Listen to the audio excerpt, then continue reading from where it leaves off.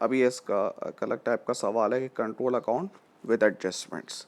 अच्छा, सबसे पहले हम देखें, इसके बैलेंस पोस्ट कर देते हैं। डेबिट साइड पे उसने बैलेंस दिया हुआ है कितना, 340 600, और क्रेडिट साइड पे दिया हुआ है क्योंकि हमारा अनयूजुअल बैलेंस होता है 1960। तो अब इसने कुछ चीज़ें दी हुई हैं, उसके बाद कुछ ट्रांजैक्शन दी हुई हैं, उसको हमें उसको एडजस्ट करना है। तो सबसे पहले हम देख लेते हैं पहली ट्रांजैक्शन। पहली ट्रांजैक्शन कह रहा है that receipt from a debtor included a cheque for 2600, यानी कि डेटर ने मुझे इतना पे किया है in full settlement account of 3800, यानी कि उसको 3800 हमें पे करना था और उसने हमें कितना पे किया है, 3600। इसका मतलब क्या है, हमने 200 उसको डिस्काउंट दिया होगा, उसका मतलब ये होता है। लेकिन this was return by the bank marked insufficient funds, यानी कि वो चेक रिटर्न हो गया है, अनपेड हो गया है, यानी कि डिसऑनर्ड हो गया है।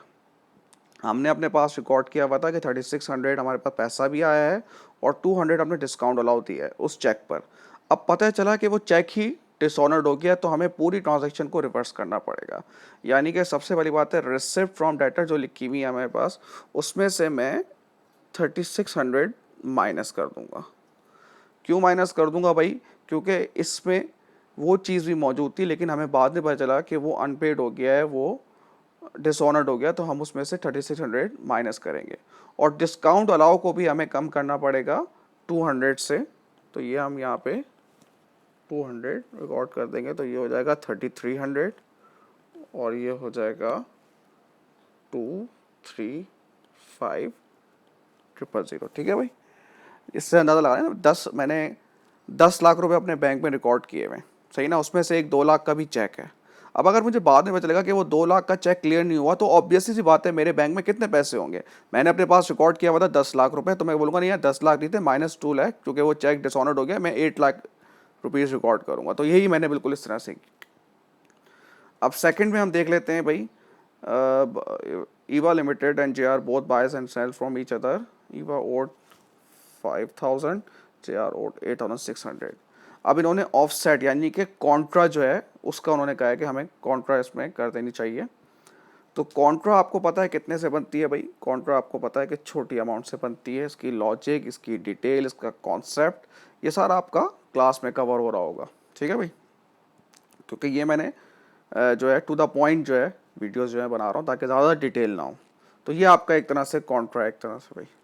थर्ड जो है वो आपका बैड डेट है, और चौथा जो है वो आपका credit balance in the sale ledger, यानी कि ये आपका अनयूजुअल बैलेंस है। अब हम इसको बारी बारी करते हैं भाई। सेल्स कहाँ रिकॉर्ड होंगी, सेल्स रिकॉर्ड यहाँ पर होंगी 295,000। कैश सेल्स रिकॉर्ड नहीं होती क्योंकि ये हम डेटर का अकाउंट बनाते हैं। ठीक है, सेल्स रिटर्न, सेल्स रिटर्न यहाँ पर आएंगी 6480।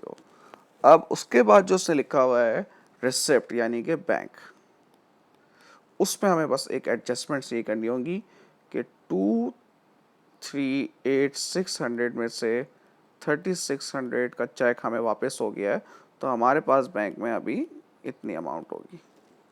सेम ऐसे ही डिस्काउंट अलाउ में भी हम एडजस्ट करेंगे, 3500 में से 200 डिस्काउंट जो हमने दिया था उसको भी हम रिवर्स कर रहे हैं, तो हमने ये रिकॉर्ड किया है। अच्छा, उसके बाद आ जाए, फर्स्ट तो हो गई है, सेकंड देख लेते हैं। सेकंड जो है वो सेकंड एडजस्टमेंट कॉन्ट्रा की है भाई, तो कॉन्ट्रा कितने से हो रहा है, 5000 से हो रहा है। थर्ड जो है वो बैड डेट हो रहा है भाई, बैड डेट हो रहा है कितने से, 2300 से।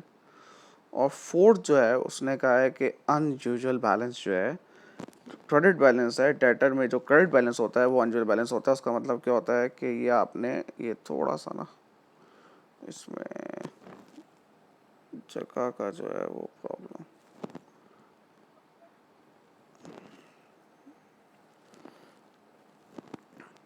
अच्छा, अब इसमें आपको क्या करना है कि अनयूजुअल बैलेंस ये बी डी, यहाँ से मैंने अनयूजुअल लिखा। क्रेडिट बैलेंस कितना दिया हुआ है भाई, ये दिया हुआ है 8340। तो सी डी ऑब्वियसली सी बात है यहाँ पर आएगा अनयूजुअल का, 834।